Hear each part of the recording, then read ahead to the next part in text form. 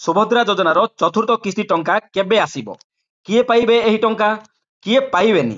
ଏବଂ ଆପଣମାନେ ବର୍ତ୍ତମାନ ଯେଉଁ ନ୍ୟୁଜରେ ଶୁଣୁଛନ୍ତି କି ସୁଭଦ୍ରା ଯୋଜନାର ଟଙ୍କାଟି ଆଗାମୀ ଦୀପାବଳି ପୂର୍ବରୁ ଆପଣଙ୍କ ଖାତାକୁ ଆସିବ, ତେବେ ସେହି ନ୍ୟୁଜଟି ଆକ୍ଚୁଆଲି ସତ ନା ମିଛ, ଏହି ବିଷୟରେ ସମ୍ପୂର୍ଣ୍ଣ ବିବରଣୀ ବର୍ତ୍ତମାନ ଆମେ ଆଗକୁ ଆଲୋଚନା କରିବା କି ସୁଭଦ୍ରା ଯୋଜନାର ଚତୁର୍ଥ କିସ୍ତି କେବେ ଆସିବ ଏବଂ କେଉଁମାନେ ପାଇବେ, କେଉଁମାନେ ପାଇବେ ନାହିଁ, ଯାହାର ଆସିନି ସେମାନେ କ'ଣ କରିବେ ଏବଂ ଦୀପାବଳି ପୂର୍ବରୁ କିଛି ଟଙ୍କା ସତରେ ଆସିବ ନା ମିଛ ଖବର ପ୍ରଚାର କରାଯାଉଛି। ତେବେ ଆସନ୍ତୁ ଦେଖିବା ସୁଭଦ୍ରା ଯୋଜନାର ଚତୁର୍ଥ କିସ୍ତି ଟଙ୍କା କେବେ ଆସିବ। ରାଜ୍ୟ ସରକାରଙ୍କ ଫ୍ଲାଗସିପ୍ ସ୍କିମ୍ ସୁଭଦ୍ରା ଯୋଜନାରେ ବର୍ତ୍ତମାନ ପର୍ଯ୍ୟନ୍ତ 1 କୋଟିରୁ ଅଧିକ ହିତାଧିକାରୀମାନଙ୍କ ଖାତାକୁ 3ଟି କିସ୍ତି ମାନେ 5,000 ପ୍ଲସ୍ 5,000 ପ୍ଲସ୍ 5,000 ମାନେ ଟୋଟାଲ 15,000 ଟଙ୍କା ସେମାନଙ୍କ ଖାତାକୁ ପଳେଇ ଆସିଛି। ପ୍ରାୟତଃ 1 କୋଟିରୁ ଅଧିକ ହିତାଧିକାରୀମାନଙ୍କ ଖାତାକୁ ଏହି ସୁଭଦ୍ରା ଯୋଜନାରେ 3ଟି କିସ୍ତି ପଳେଇ ଆସିଛି। ତ ସମସ୍ତ ଯୋଗ୍ୟ ହିତାଧିକାରୀଙ୍କ ନିକଟରେ ଯେଭଳି ଭାବେ ଏହି ସୁଭଦ୍ରା ଯୋଜନା ପହଞ୍ଚିବ ଏ ନେଇ କ୍ରମାନ୍ୱୟ ଭାବେ ଲଗାତାର ସରକାର କାମ କରୁଛନ୍ତି। ଯେମିତି ଆମେ ସମସ୍ତେ ଜାଣିଛନ୍ତି, ଯେମିତି କିଛି ମା ଭଉଣୀ ମାନେ ଥିବେ ଯେଉଁମାନେ କି ବର୍ତ୍ତମାନ ପର୍ଯ୍ୟନ୍ତ ଗୋଟିଏ କିସ୍ତି ବି ପାଇନଥିବେ, ଆଉ କିଛି ମା ଭଉଣୀ ମାନେ ଦ୍ୱିତୀୟ କିସ୍ତିରେ ପ୍ରଥମ କିସ୍ତି ପାଇଥିବେ, ଦ୍ୱିତୀୟ ପାଇନଥିବେ, ଏମିତି ଆଉ କିଛି ମହିଳା ମାନେ ଯେମିତି ପ୍ରଥମ ଦ୍ୱିତୀୟ ପାଇଥିବେ, 3 ନମ୍ବର ପାଇନଥିବେ। ତେବେ ଏ ନେଇ ସରକାର କ'ଣ କରୁଛନ୍ତି, ସରକାର ଚେଷ୍ଟା କରୁଛନ୍ତି, କଣ୍ଟିନ୍ୟୁ ଭେରିଫିକେସନ କରୁଛନ୍ତି ଏବଂ ଯେଉଁ ମା ଭଉଣୀ ମାନେ ଏହି ପଇସାଟି ପାଇନାହାନ୍ତି, ଯେମିତି ଯଦି ସେମାନେ ଆକ୍ଚୁଆଲି ଯୋଗ୍ୟ ଅଟନ୍ତି, ତେବେ ସେମାନଙ୍କୁ କେମିତି ସେମାନଙ୍କ ଆକାଉଣ୍ଟକୁ ଏହି ପଇସାଟି ଯିବ ଏ ନେଇ ମଧ୍ୟ ସରକାର ବର୍ତ୍ତମାନ କାମ କରୁଛନ୍ତି ଏବଂ ଆଗକୁ ମଧ୍ୟ ଏ ନେଇ ଭେରିଫିକେସନ ଚାଲୁ ରହିବ।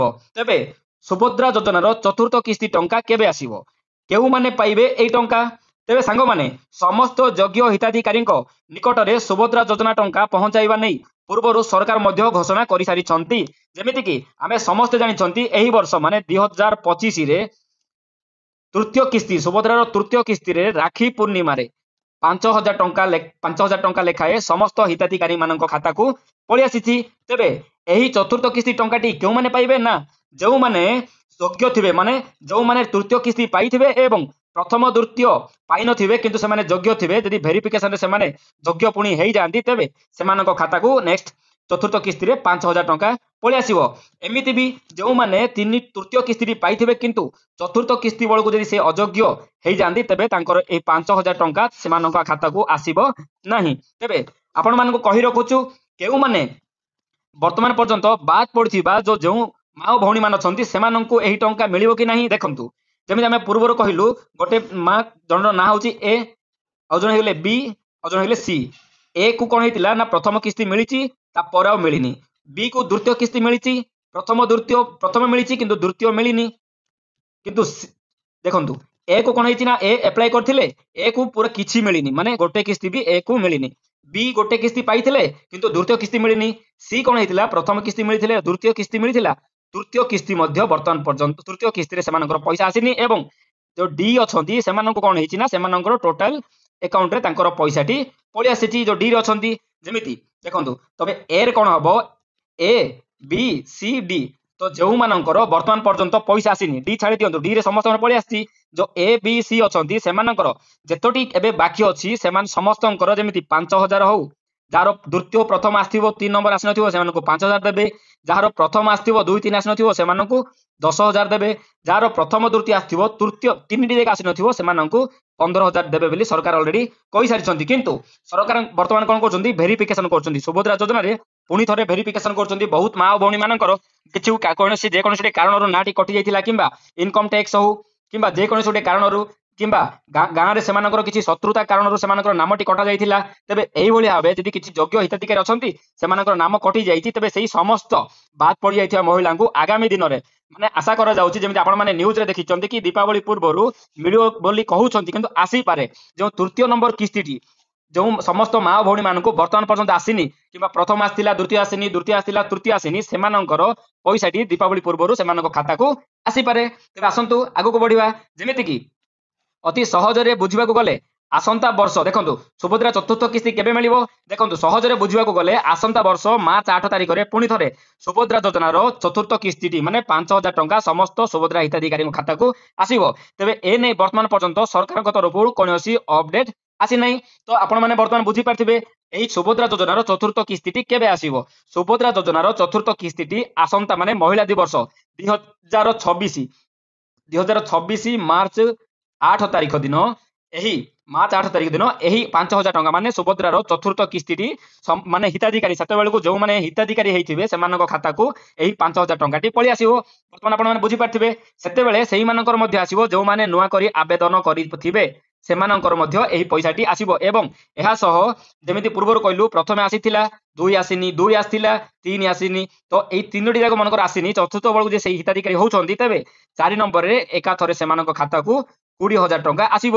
ସେମିତି ଯାହାର ଯେତିକି ପେଣ୍ଡିଂ ଅଛି 20,000 10,000 15,000 5,000 ଏମିତି ସମସ୍ତ ଟଙ୍କା ଯଦି ସେ ହିତାଧିକାରୀ ଯୋଗ୍ୟ ହୁଅନ୍ତି ଭେରିଫିକେସନରେ ଫିଲ୍ଡ ଭେରିଫିକେସନ ଚାଲିଛି ସେଥିରେ ସେ ହିତାଧିକାରୀ ହୁଅନ୍ତି ତେବେ ତାଙ୍କ ଆକାଉଣ୍ଟକୁ ପଇସାଟି ପଳେଇ ଆସିବ। ତେବେ ଦେଖନ୍ତୁ ବର୍ତ୍ତମାନ ପର୍ଯ୍ୟନ୍ତ ଏ ନେଇ କିଛି ଅପଡେଟ ଆସିନି। ଦେଖନ୍ତୁ ବର୍ତ୍ତମାନ ପର୍ଯ୍ୟନ୍ତ ସରକାର କଣ କରୁଛନ୍ତି ଭେରିଫିକେସନ କରୁଛନ୍ତି ଏବଂ ଭେରିଫିକେସନ କଲା ପରେ ସେ ଯୋଗ୍ୟ କି ଅଯୋଗ୍ୟ ସେମାନଙ୍କର ଡିସାଇଡ କରାହବ।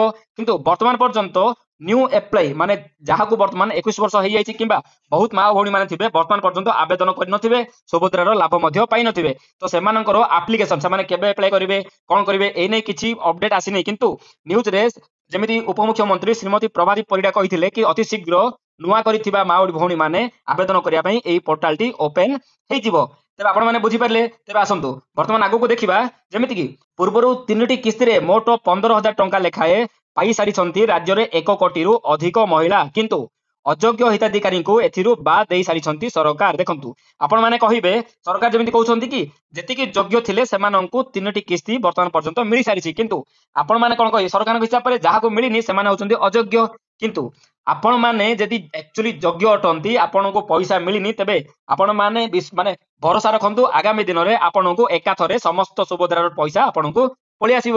ଯଦି ଆପଣ ଅଯୋଗ୍ୟ କିନ୍ତୁ ଆପଣଙ୍କୁ ପଇସା ମିଳି ଯାଇଛି ତେବେ ଆଗାମୀ ଦିନରେ ଯଦି ଭେରିଫିକେସନ ହୁଏ ଆପଣଙ୍କର ପଇସାଟି ମଧ୍ୟ କଟି ଯାଇପାରେ। ତେବେ ଦେଖନ୍ତୁ ଆପଣ ମାନେ କେମିତି ଚେକ୍ କରିବେ ସୁଭଦ୍ରାରେ ଆପଣ ଯୋଗ୍ୟ କି ଅଯୋଗ୍ୟ ସୁଭଦ୍ରାର ଯେଉଁ ପୋର୍ଟାଲ ଅଛି ଅଫିସିଆଲ ପୋର୍ଟାଲ ଅଛି ସେଠି ଯାଇ ଆପଣ ଦେଖିପାରିବେ ସୁଭଦ୍ରାର ଇଲିଜିବଲ ମାନେ ଯୋଗ୍ୟତାର ମାନଦଣ୍ଡ ପଢିପାରିବେ ସେଠି ଆପଣ ମାନେ ଜାଣିପାରିବେ ସୁଭଦ୍ରା ଯୋଜନାର ଯୋଗ୍ୟତାର ମାନଦଣ୍ଡ କଣ। ତେବେ ଆସନ୍ତୁ ଆଉ କିଛି ସୁଭଦ୍ରା ଯୋଜନା ବିଷୟରେ ଦେଖିବା ଯେମିତି କି ଓଡ଼ିଶାରେ ପ୍ରଥମ ଥର ପାଇଁ ବିଜେପି ସରକାର ଗଠନ କରିବା ପରେ ଫ୍ଲାଗସିପ୍ ଯୋଜନା ସୁଭଦ୍ରାର ଶୁଭାରମ୍ଭ କରାଯାଇଥିଲା। ଯେମିତି ଓଡ଼ିଶାରେ ବିଜେପି ସରକାର ଆସିଲା ପରେ ପ୍ରଥମ ଥର ପାଇଁ ସୁଭଦ୍ରା ଯୋଜନାକୁ ଅଣାଯାଇଥିଲା।